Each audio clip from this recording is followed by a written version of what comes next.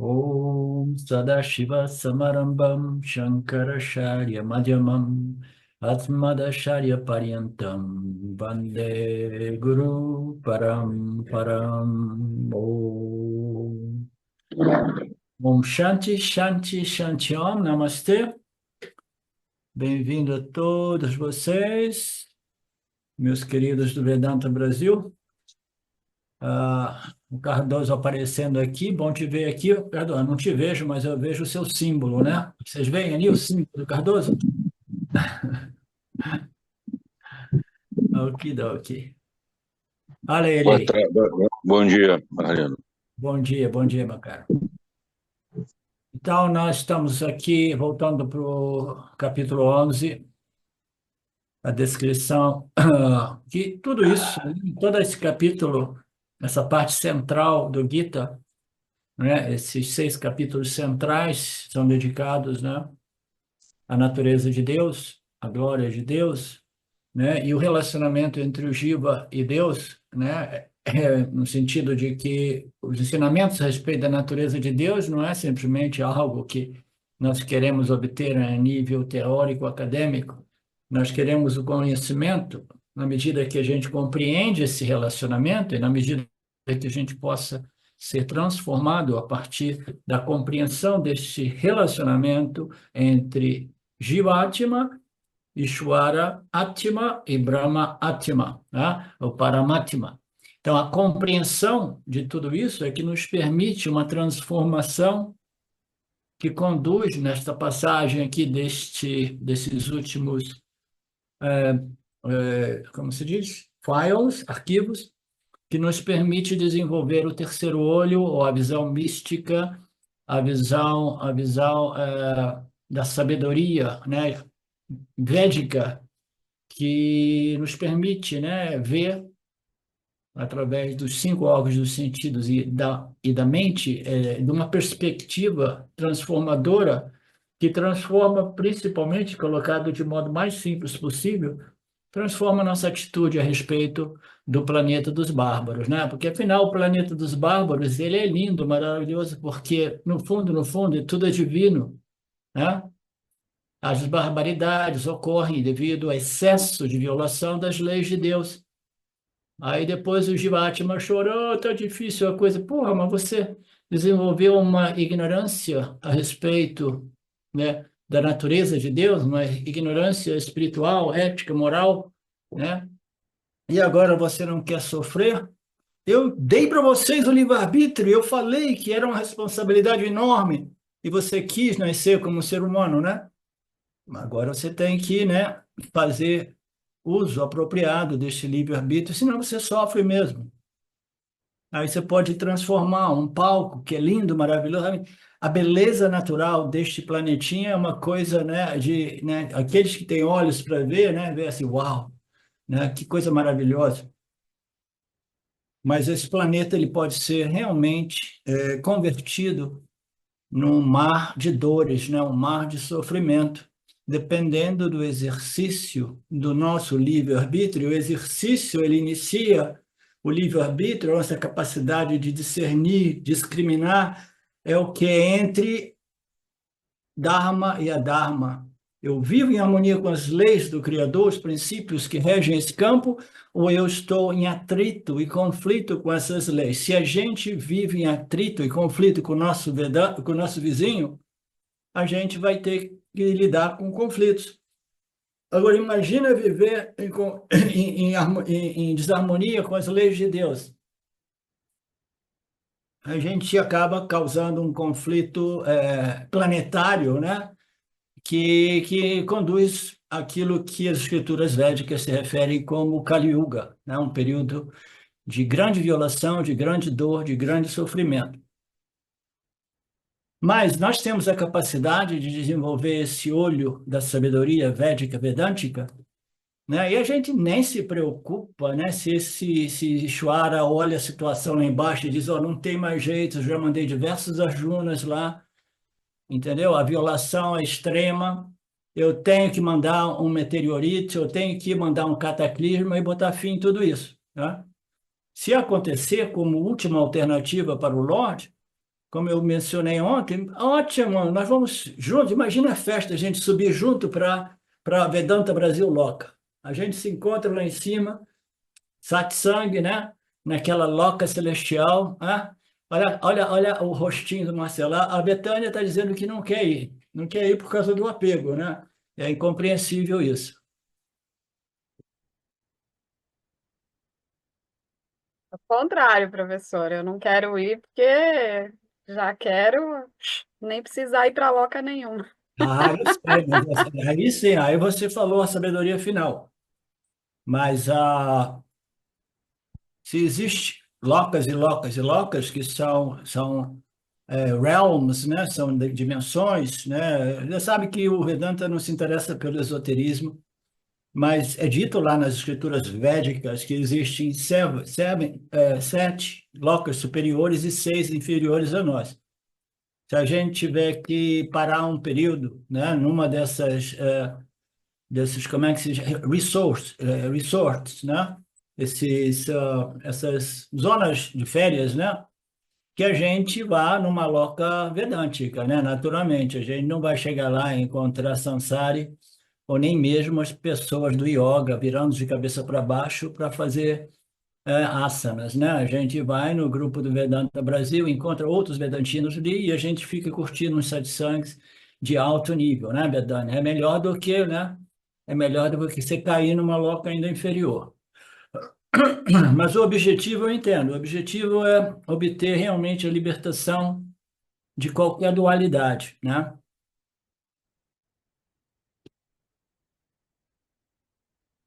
Então nós vimos essa passagem bonita na qual, né, o ponto mais crucial da batalha, né, dessa passagem na qual Arjuna, depois de muita resistência, ele não queria fazer o seu papel de general do exército do Dharma e lutar aquela luta justa, né, aquela batalha justíssima, necessária. E ele não convidou, ele tentou evitar, através de todos os modos e meios diplomáticos, mas o mal é tão mal, né? O mal é tão cruel que ele jamais encontrou uma solução realmente pacífica, né? E depois de ter analisado por 13 anos isolado lá na floresta, recebendo, né, o envio daqueles asuras para assassiná-lo, etc., né? Depois de tudo aquilo, ele aceitou que a batalha era a única saída. E chegando lá, ele teve aquela crise emocional, né? A gente conhece a história. Ele ficou sentimentalmente abalado, perdeu a discriminação entre o que é justo ou não é justo essa batalha para restabelecer o Dharma, né? É justo ou não é justo? Aí ele ficou confuso. É uma confusão natural, comum. A maioria das pessoas passa por essa confusão, né? Porque essa guerra, essa batalha, fundamentalmente, não é política social, é uma batalha, como eu disse ontem, ela é espiritual, né? É uma batalha da ignorância e do conhecimento que opera na mente de cada um de nós, criando essa situação de confusão, né? Na qual a gente não sabe realmente o que é justo, o que é injusto, o que é certo, o que é errado, né? Então, nessa confusão, a Juna, depois de muita resistência, no final, no capítulo 11 já, né? Ele estava ali e o Krishna começou a dizer para ele, olha, você precisa desenvolver esse conhecimento espiritual e você se tornará um símbolo, né, para as civilizações futuras, porque você obteve a cura de todo conflito, que é a cura através do conhecimento espiritual. Mas aí a Juna não estava devidamente qualificada e ficou lá, né, querendo, mas eu não consigo. Vocês lembram as passagens nesses últimos capítulos? Que ele entrava em crise, dizia, não, eu não vou conseguir, eu não sou qualificado, e aí, né, Krishna enchia a bola dele, etc. Então, depois de muitos altos e baixos, ele falou, olha, eu não consigo, esse olho divino ainda não abriu espontaneamente, se você abre ele na marra, na força mesmo. Eu quero te ver, eu quero te ver, eu quero te ver. Então, isso nos traz a continuação da nossa aula hoje, na qual, lá no meio do campo de batalha, né, o Sanjaya, que era o conselheiro do rei cego, que era o pai, né, da família do Duryodhana, né, o Dhritarashtra, se eu não consigo pronunciar essas coisas assim, ele pergunta assim, e aí, o que está acontecendo? Eu sou cego, eu não vejo nada. A cegueira é um símbolo de ignorância, ignorância espiritual. Eu não vejo nada, né? E o Samjaya diz assim, não sei, eles estão lá cochichando. É cochichando que se diz? Estão fazendo um cochichinho, baixinho assim, né? Dizendo alguma coisa. Deve ser uma estratégia de ataque. Mas não. Krishna estava dizendo para ele que somente através da elevação espiritual você conseguirá, né, vencer as raízes, né, as sementes de todos os conflitos que se manifestam como guerras físicas, né? Então ele estava dando um ensinamento a respeito da natureza saguna, nirguna de Ishvara, de Brahman, e, e Krishna pediu para ele, deixa eu te ver, deixa eu te ver, deixa eu te ver. Samjaya disse, ó rei, tendo falado assim, Krishna, o grande Senhor de todos os poderes, revelou então, sua forma divina suprema a Arjuna.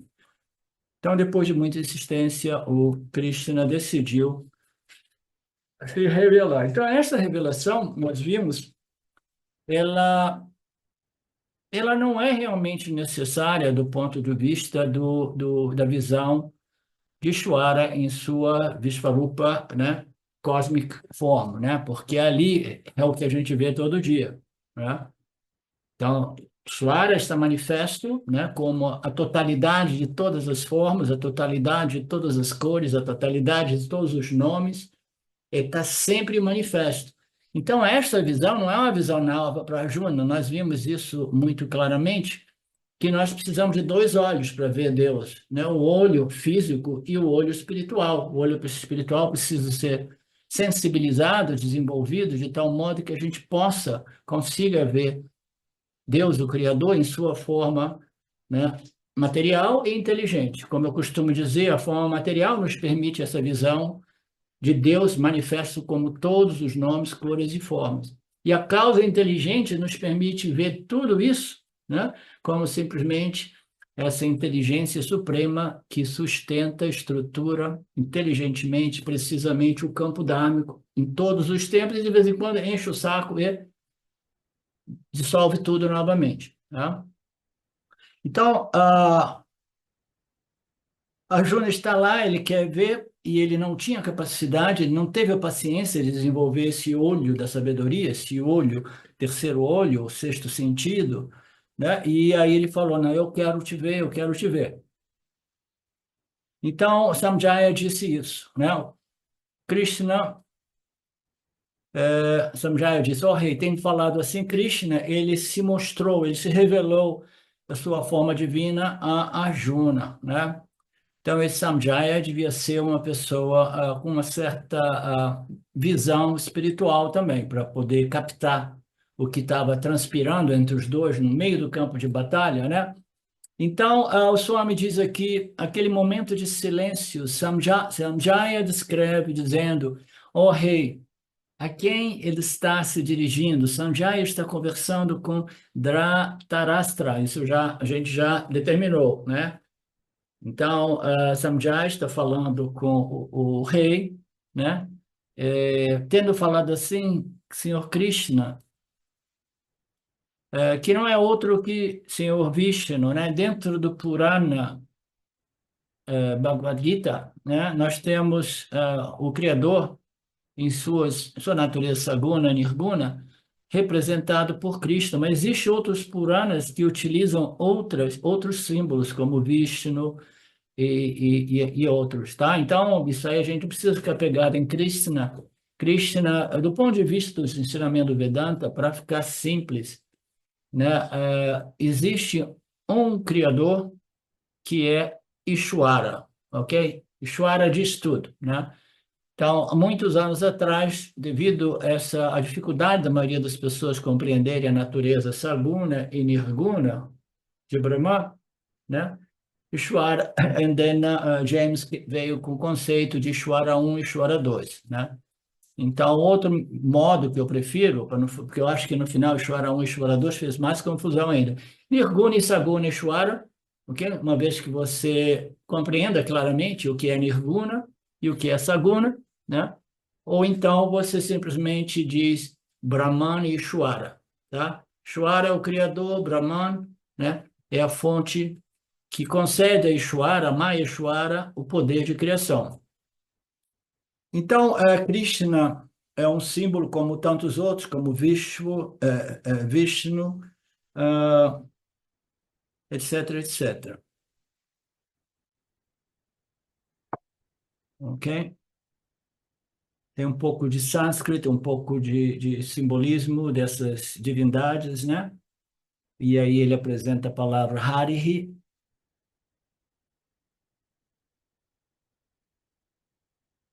Aí ele diz, Senhor Hari, remove os pecados até mesmo daqueles maus que meditam nele, semelhante ao fogo que queima aquele que o toca sem saber. Então aqui ele apresenta uma passagem do Narada Purana, na qual o Senhor Hari, que é um outro símbolo de Ishwara, tá? Para simplificar, é tudo Ishwara, né? Se manifestando devido ao desejo dos devotos, dos seus devotos, como símbolos distintos, com características distintas. A característica fundamental do Criador, o que que é? Se a gente quer colocar atributos, né? É simplesmente inteligência suprema, puro Sattvaguna, ou quase que 100% puro, tá? Mas ele se manifesta como divindade de acordo com os desejos dos devotos, né? As projeções dos devotos. Então, Hari é uma outra deidade, né? Ou divindade, que é dito ser capaz de remover os pecados. Os pecados nada mais é do que a violação do Dharma, que nada mais é do que uma ignorância espiritual densa, que nos compele a viver de acordo com os nossos quereres e não quereres, sacrificando então a estrutura inteligente do Dharma, sem saber que nós estamos criando uma cova para nós mesmos, né? E aqui é dito que se você medita no Hari, você acaba sendo liberado de todos os seus pecados, semelhante ao fogo que queima aquele que toca sem mesmo saber, né? Então, do ponto de vista do Vedanta, né, a remoção do pecado requer um esforço deliberado do devoto. E como nós sabemos, né, os pecados, que nada mais são do que efeitos de uma ignorância espiritual, só podem ser removidos através do conhecimento espiritual. Então, o que a gente precisa é simplesmente dos ensinamentos e do guru, tá? Então, aqueles que meditam nos ensinamentos do Dharma, né, que são referidos a Ishvara, Hari, Krishna, Vishnu, aqueles que contemplam a ciência de Mithya, né, a ciência Ishvara Jiva Jagata, a ciência que revela a natureza de Saguna Ishvara, né, aqueles que meditam nas escrituras, eles acabam se purificando e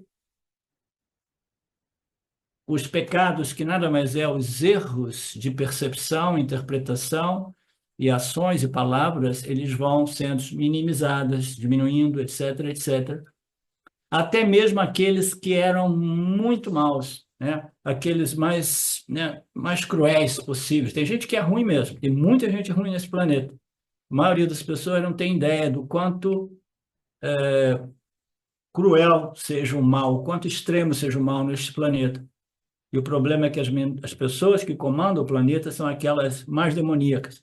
Então, remover os pecados, né, requer o estudo das escrituras. Aqueles que contemplam as escrituras, eles terão os seus pecados, que é a ignorância removida, do mesmo modo que o sol queima, mas a analogia mais bacana é do mesmo modo que a luz dissipa a escuridão. A escuridão é o maior símbolo da ignorância e a luz é o melhor símbolo da sabedoria que ilumina e revela. Não é assim, Betânia?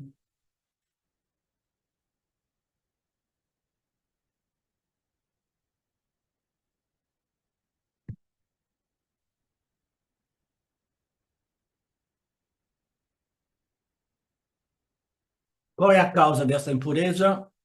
É por causa da impureza que não vejo a divindade neste mundo, a divindade expressa, né, como o universo manifesto, né, fisicamente, né, que é a expressão cósmica do Senhor em sua causa barra efeito material.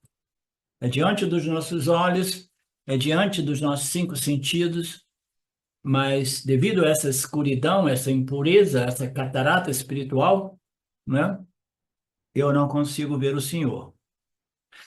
Aqui, ó, Anyana Timiram, a escuridão da ignorância. A escuridão é a melhor representação da violação do Dharma, a melhor representação daqueles erros de interpretação, palavras e ações que acabam desenvolvendo uma ignorância muito profunda, muito grande, muito sólida, né, muito encorpada, que destrói praticamente a alma individual do Jiva. E aqui o Swami apresenta como a escuridão da ignorância e que é devida a uma vida, né, conduzida somente por gostos e desgostos, o que eu quero e o que eu não quero, né? Então, tudo se inicia dali, né? Então, o processo vedântico que inevitavelmente precisa passar por Karma Yoga requer uma mente discriminativa capaz de discriminar entre o Dharma e o Adharma, tá? E no momento da nossa civilização, né, Kali Yuga, na qual o engano ele impera, fica mais difícil você discriminar o Dharma do Adharma, porque existe o controle da narrativa, né? O controle da educação, o controle da comunicação, então fica mais difícil, né? Mas ainda assim, a gente precisa exercer o nosso livre-arbítrio para a gente viver em harmonia com as leis de Deus. E quais são as harmonias de leis de Deus? São aquelas, jamais faça aos outros aquilo que você não quer seja feito a você, a lei mais universal que existe, né? Mas a maioria das pessoas, elas são operadas por gostos e desgostos vinculativos. Eu quero o que eu quero, quando quero, como quero, né? E essa ignorância que é falta de discriminação, que sempre inicia com a discriminação entre Dharma e Adharma, não me permite sacrificar os meus gostos e desgostos no altar do Dharma, que é uma forma poética que a nossa escritura apresenta para a gente. Sacrificar os meus gostos e desgostos, os meus quereres e meus quereres no altar do Dharma, porque eu compreendi que sem viver não em harmonia com as leis e princípios de Deus, que é as leis que estruturam o Dharma Field, irá causar muito sofrimento, a destruição da minha alma individual e muito sofrimento no meio ambiente. Vocês compreendem o quanto ignorante, né? Quanto densa seja a ignorância, né, no planeta neste momento? Não sei, as escrituras dizem que tem períodos de Sati Yuga que existe muitas pessoas iluminadas, existe justiça, harmonia, bondade, fraternidade, né? Isso eu não sei. Mas dizem, né? E dizem que nós estamos vivendo o Kali Yuga.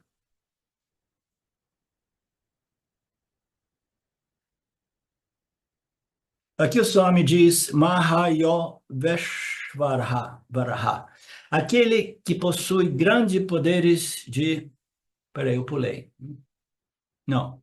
O Senhor Senhor Krishna, irá absorver essa ignorância e purificar o seu corpo sutil. Esse é o Senhor Ishvara, representado pelo Lord Hari, né? Então, que tipo de Vishnu ele é? É aquele que possui poderes de purificação. Como nós sabemos, a purificação é um processo gradual e lento e longo. Requer anos de Karma Yoga, requer anos de devoção, reverência aos elementos e os cinco grandes devoções, né?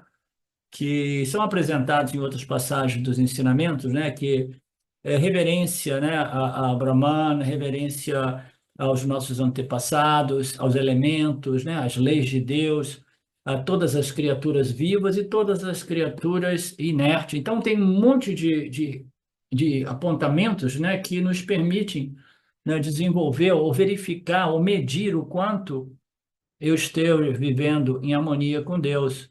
Então, eu tenho reverência e devoção, e não significa que a gente tenha que fazer esse tipo de ritual, né? São rituais, né? Porque nós, do Vedanta, nós estamos além de todos os rituais, né? Mas são indicações daquilo que é dito às vezes como deveres, duties, né? De uma pessoa que vive neste planeta, reconhecendo reconhecendo não somente Deus em sua natureza nirguna, saguna, e os outros fatores, inclusive, entre eles, os nossos antepassados, os nossos irmãos e irmãs que vivem ainda encarnada neste momento, né? É uma homenagem, né?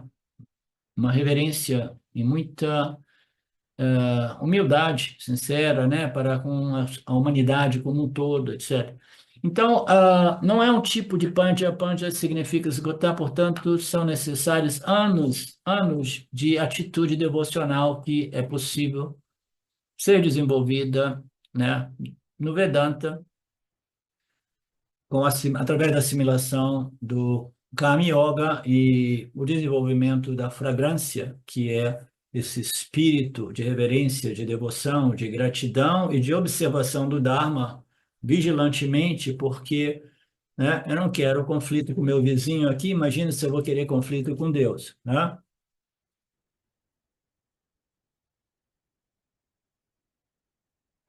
Krishna, sendo um superpoderoso avatara, né, ele fala: chá comigo, que eu vou fazer esse olho seu abrir e vou te dar uma visão da minha forma cósmica, né?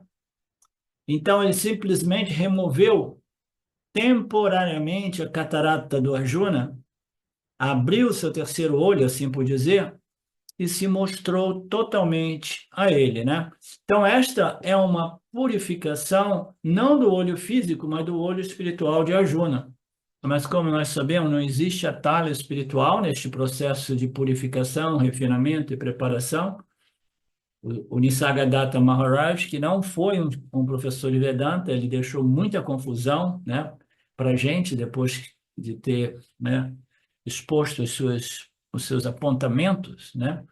Mas ele costumava dizer: a iluminação, né, é súbita, mas a preparação é muito lenta. Né? E a analogia sempre é aquela, né? Você tem uma fruta, uma manga, por exemplo, e o processo de maturação é muito lento e gradual, mas quando ela está madura, ela, pum, ela cai subitamente, né? Então, esta purificação leva tempo, requer as pré-qualificações, eu costumo apresentar como pré-qualificações: humildade para se expor ao professor e às escrituras que devem vir acompanhadas de um professor, senão elas acabam sendo mal interpretadas. Humildade, né? Confiança neste processo e paciência, porque é um processo gradual. Mas esta remoção, esta visão, é um presente temporário que que Krishna concedeu a Arjuna. É a purificação não do olho físico, mas do olho interior, da mente.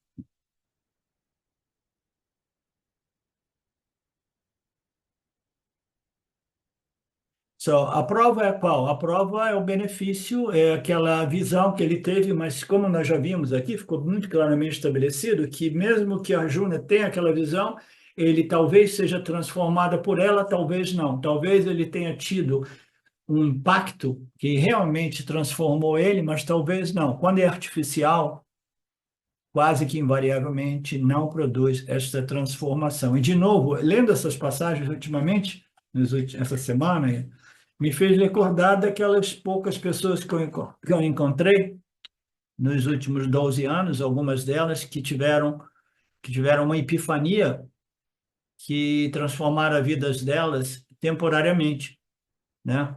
Mas aquilo ali passou, chegou e passou, Uma delas foi uma pessoa muito próxima a nós, lá em Washington State. Ela vinha, o marido dela, no meu satsang, ela era indignada porque ela disse: eu me iluminei por 13 dias e depois perdi a minha iluminação. Ela simplesmente teve uma epifania e ela começou a viver de uma perspectiva na qual ela achava tudo maravilhoso. Ela era uma enfermeira, ela odiava a profissão dela, odiava o trabalho dela, e ela passou a amar tudo. Ela parecia uma criança alegre, feliz, curtindo tudo, tudo, tudo, né? Por que que uma epifania dessa ocorre? Eu nunca soube o que dizer para essas pessoas. Eu dizia assim: ah, são frutificações de sadhanas passadas, de esforços passados. Você contemplou tanto, né, a possibilidade de viver com este tipo de visão do mundo, este tipo de perspectiva, né, etc., que ela frutificou, mas frutificou assim, veio e foi.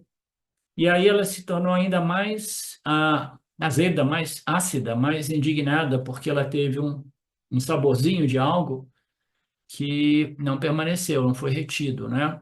Então, agora, lendo essas passagens aqui, me vem em mente, é quase que naquele momento, né, por qualquer motivo que somente Ishvara sabe, né, a mente do indivíduo, o instrumento interior, né, esse antakarana, né, ele simplesmente, naquele momento, ele sofre uma purificação tão grande que a pessoa vê a si e o mundo com olhos totalmente diferentes, com uma atitude totalmente diferente, com uma perspectiva totalmente diferente, que produz a fragrância da rosa, que é uma felicidade, uma alegria natural, tá?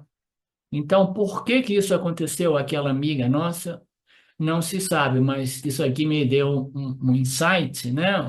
De que é realmente um momento no qual a purificação ocorre, mas o indivíduo não está preparado para aquela visão. A visão, mesmo no caso dela, que surtiu um efeito por 13 dias, depois ele passa, e assim eu encontrei outras pessoas também que sofreram um impacto positivo, mas depois o impacto passou, porque a purificação através do karma, dharma, upasana, não foi devidamente estabelecida. A pessoa tem uma sacada, se sente transformada, aquilo ali vai passando. Por quê? A purificação precisa ir lá no porão da mente, no corpo causal, para purificar aquelas vássanas. Elas voltam à superfície e elas dominam a alma individual, e o indivíduo começa a viver a nível mais consciente, operado por aquelas vássanas depositadas no corpo causal, que não foram devidamente purificadas através desse processo gradual de preparação.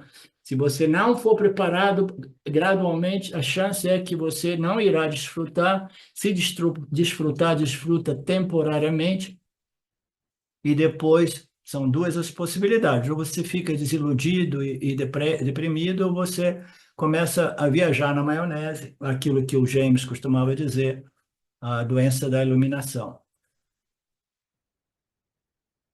Diga, Betânia.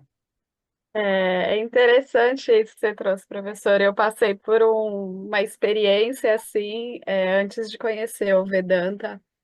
Fiquei por um mês assim, você sou eu sou você, e tudo era, né? Mas não extraí de lá absolutamente nada, assim, além da fragrância, assim, né?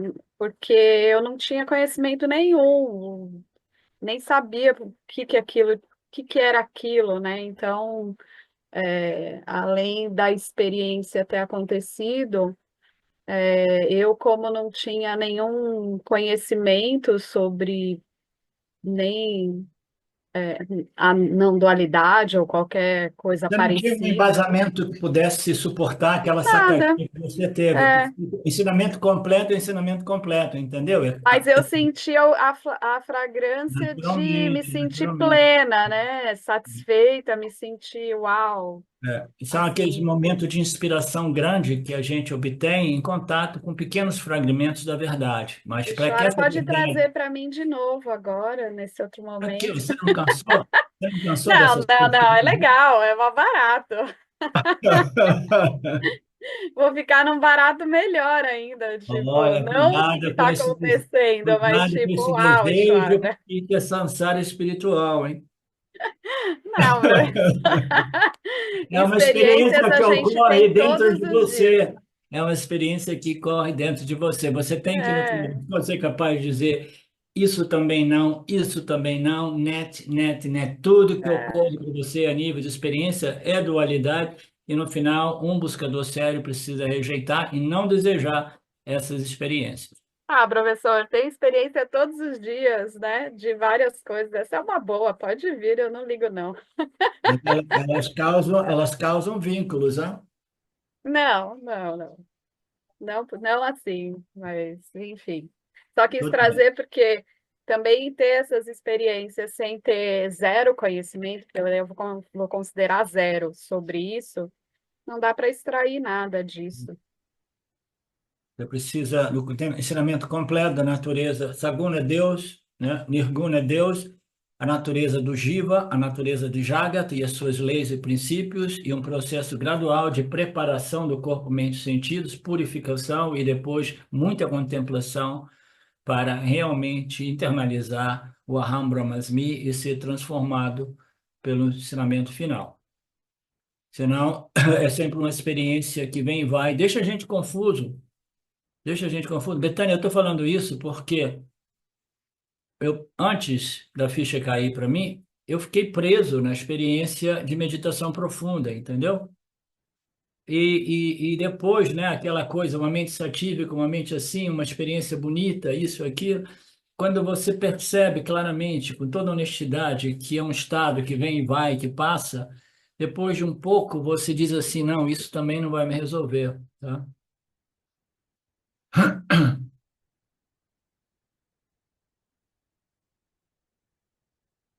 Então,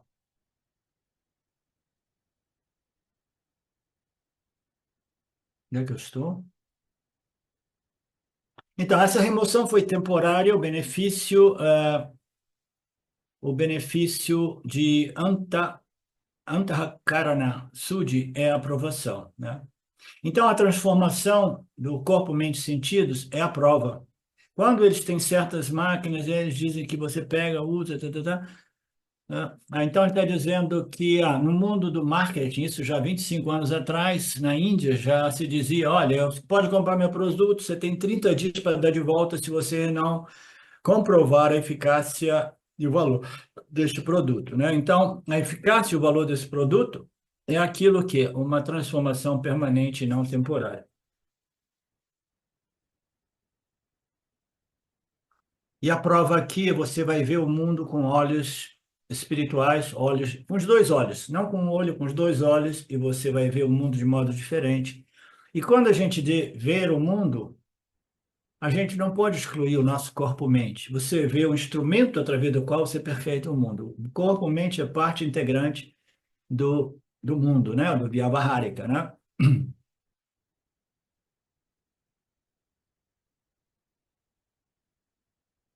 O olho comum não é o suficiente, precisamos desenvolver o olho divino.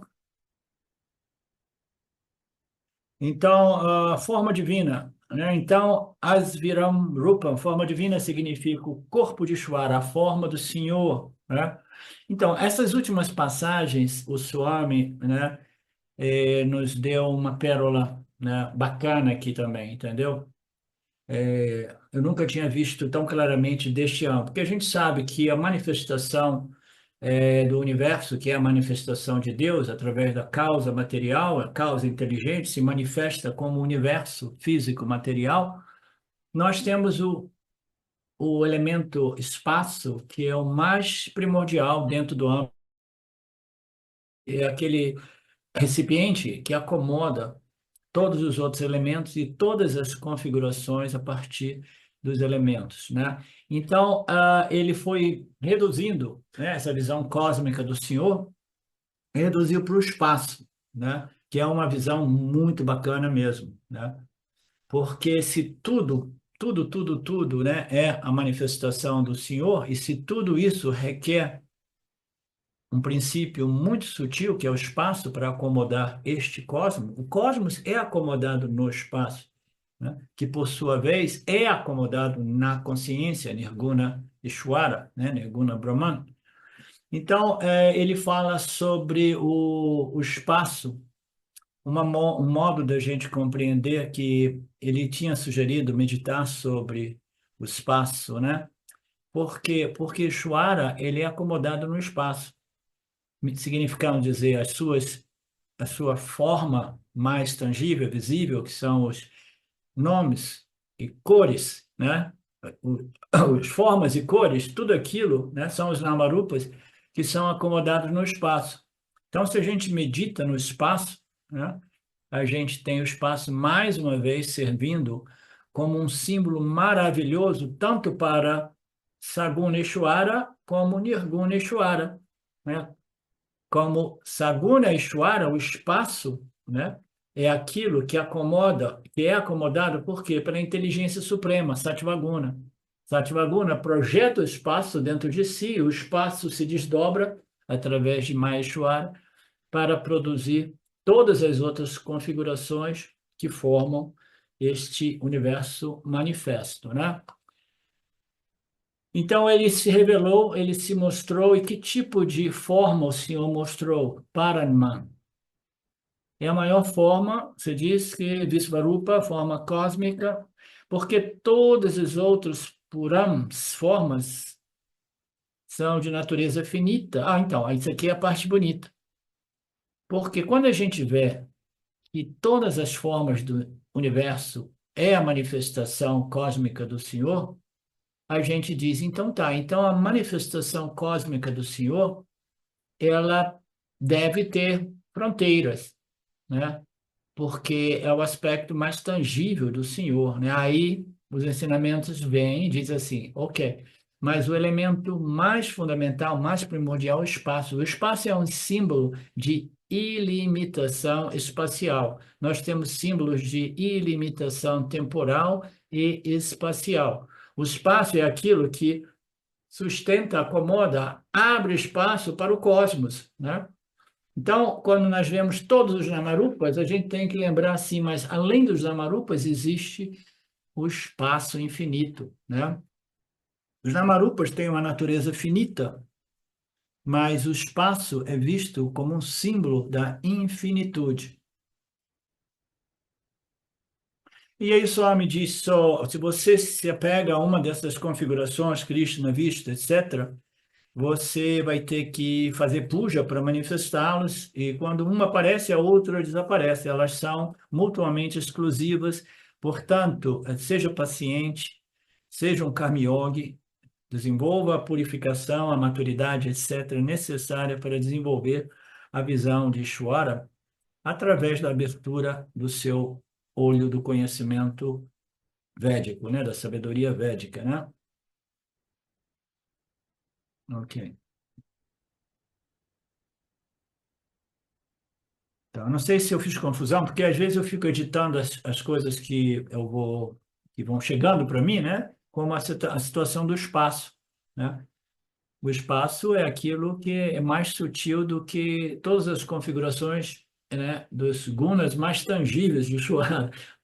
O espaço é um guna, é uma energia, mas é intangível. É dita ser o mais sutil dentro do âmbito de Mitya, né? Ele pervade todos os outros elementos e o inteiro cosmos, né? Então, compreender que, né, a visão de todos esses namarupas estão acomodados no espaço, né? Então, eu posso meditar no espaço. E Swami, na aula passada, ou retrasada, ou na semana passada, dizia sobre o espaço, as estrelas, a distância entre todas as estrelas, a distância entre as galáxias, que nos dão a sensação, né, espacial de infinitude e ilimitação.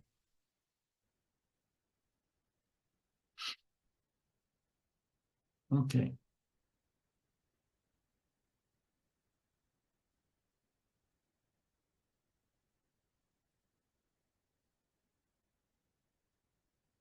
Então, Namaskaram. Aqui o Swami fala, é por isso que mesmo em Vandanam, estamos aprendendo a praticar. Aqui ele nos dá uma indicação de que nós estamos aprendendo a praticar algumas dessas sugestões de Puranas, né? Diz que, como é que eu estou praticando? Namaskara, né? As pessoas fazem namaskara para o alto, namaskara para o baixo. Eu via tudo isso lá no ashram de Ramana Maharaj, né? As pessoas de um lado, do outro, viram para um lado, viram para o outro, faz tudo aquilo. Eu ficava olhando assim, o que que é isso? Sem entender nada, né? Eu não imitava porque eu detesto a ideia de ser um imitador, né? Mas eu olhava com curiosidade, né? Intrigado, sabendo que, né? Existia ah, uma técnica, né? Um princípio, né? Conceitos por trás de todo aquele fazer, né? Então, o Vedanta não é em contradição com nenhum desses faz-faz, desses fazeres, né? Namaskara para baixo, para cima. Eles vivem naquele ambiente, né? E o Artananda e todos eles, eles também fazem tudo isso. Ele aceita as pessoas fazendo namaskara, né? Tocando os pés deles. O Papadia era um rebeldezinho que ficava puto se alguém tocasse no pé dele, né? Ele não gostava disso, né? Flores, os galantes, ele ainda aceitava, deixava botar no pescoço, ele tirava imediatamente e botava no lado, né? Ele tinha essa reação, né? Ele não queria possuir nada, ele não queria se apropriar de nada. Se falavam que ele era um mestre, ele dizia, o mestre é somente Ramana, o meu mestre e o mestre de todos. Então, era uma atitude, né, reacionária que ele tinha, né? E eu compreendo, porque, como ele dizia, você tem que ficar alerta a respeito do ego, né, e a arrogância, né, e a ignorância, né, que pode ainda emergir no ego. Essa vigilância, ele dizia, até o último respiro, até o último segundo, né? Porque Maya não é fácil, né? Então,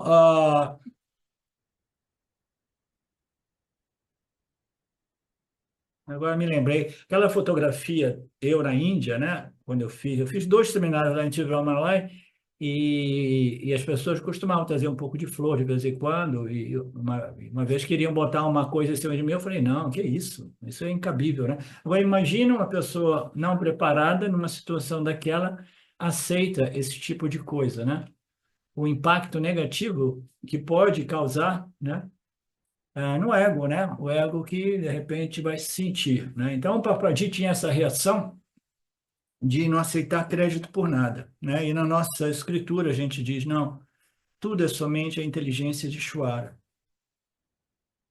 O Jiva não deve assumir nenhum papel realmente, entendeu? Não é um papel, é simplesmente um instrumento, né? Que permite a Ishvara transmitir e preservar os ensinamentos ou uma conduta de vida que seja um bom exemplo para a sociedade. Se o ego se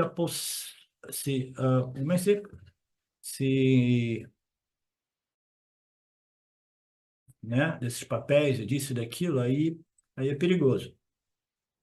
Então, esse Namaskara para todos os lados, para cima, para baixo, etc., quer dizer que Ishvara está em todas as direções.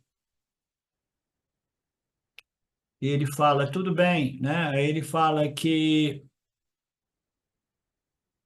no início, quando você é jovem, é mais fácil, mas quando você fica idoso, não é fácil. Eu via pessoas idosas fazer um sacrifício enorme para fazer aquele namaskara totalmente, né, jogado no chão e levantar depois, era um projeto também, né? Então, para um vedantino, nada disso é realmente necessário, né? Porque o caminho do Vedanta é o caminho do conhecimento, né? E depois, se a sua cultura, né, é tal que você deva se comportar através desses rituais, né?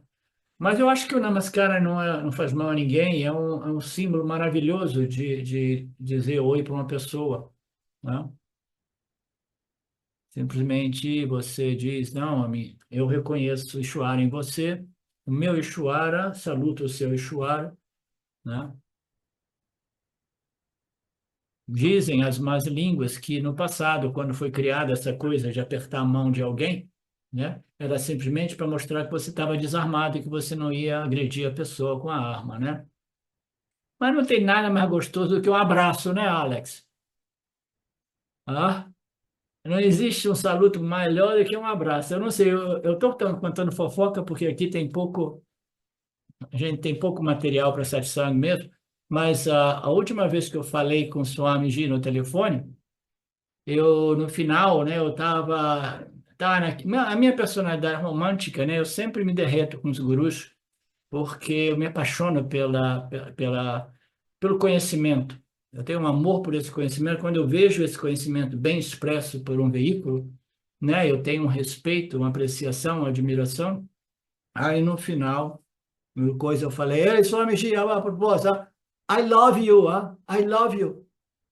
Aí foi aquele silêncio mudo, né? Eu não falei mais nada, ele não falou nada, né? E aí a gente cortou a ligação, né? Por que que eu estou falando isso? É porque se você quer expressar respeito, apreciação, né? Reverência pelo conhecimento, você pode simplesmente dizer, ó, I really, eu aprecio muito, eu adoro. Eu lembro, essa mesma tendência minha fez eu ficar meio apaixonado pelo James Swart na época. Aí, rapidinho depois, eu notei que ele era seco, que nem uma areia. Eu falei, aqui não tem espaço para devoção, não, né? E, e aí eu falei assim, pô, eu tenho essa devoção. Ele disse, não me ama não, porque eu só quero o amor da minha mulher. Chega, eu só preciso do amor da minha mulher, não quero saber de amor de ninguém, não. Tá? Aí eu falei, é melhor eu tirar meu time de campo aqui, porque esse aqui não tem espaço para devoção, não. Aí eu virei e escrevi para ele, dizendo assim, olha, eu estava pensando que eu estava amando você, não, eu estou amando os conhecimentos do Vedanta, eu estou apaixonado pelos conhecimentos do Vedanta, como a Betânia diz de vez em quando, né? Então, a gente pode dizer, eu amo esse conhecimento, né? Eu amo, e eu faço namaskara para Saguna, Nirguna Ishwara, pelos rishis, pelos mahatmas, por todos aqueles que nos ajudaram a preservar esses ensinamentos, com respeito a todos.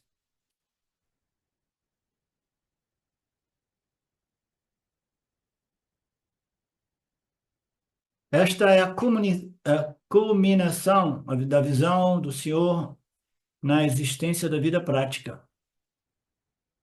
Ishwara Darshana, né?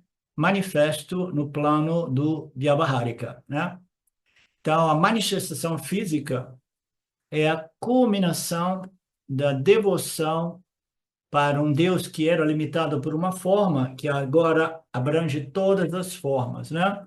Na vida prática não existe nada superior em termos de devoção dual, né?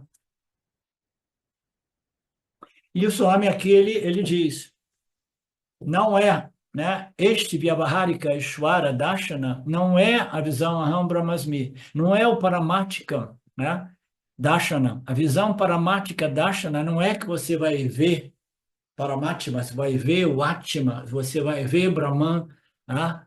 Não, você vê o mesmo mundo a partir da compreensão. Eu sou aquele Brahman que eu estava buscando no mundo, tá? Essa é a mais elevada, que a gente não está falando sobre isso. Aqui nós falamos do Vyavaharika Ishvara Darshana e a relativa apreciação desta visão. Dentro de Mitya, a visão mais elevada é aprender a ver o próprio universo como o criador, essa inteligência suprema. Então, a nossa cultura é orientada e nos dá orientação, portanto, né? Svarupa Darshana foi revelada a Arjuna naquele momento. Krishna cuidou do terceiro olho dele, abriu o terceiro olho para que ele pudesse ver. Significa Arjunaya. E você também pode levantar mil. Ok. Você viu a Vishvarupa, forma cósmica, você pode tomar assim também. Não entendi bem por que que ele introduziu um outro conceito, uma outra palavra, Arjunaya. Porque Partaya significa Arjunaya, mas não importa. Eu não tenho tempo para entrar nos pormenores desses termos purâmicos, e a gente faz uma pausa e a gente volta em 10, Marcelo, tá? Para concluir este arquivo, porque a gente já abordou tantas vezes os mesmos conceitos que agora eu posso passar mais rápido por aquilo que resta. Om Purnamada Purnamidam Purnamudachyate Purnasya Purnamadaya Purnamevavashishate Om Shanti Shanti Shanti Om Namaste.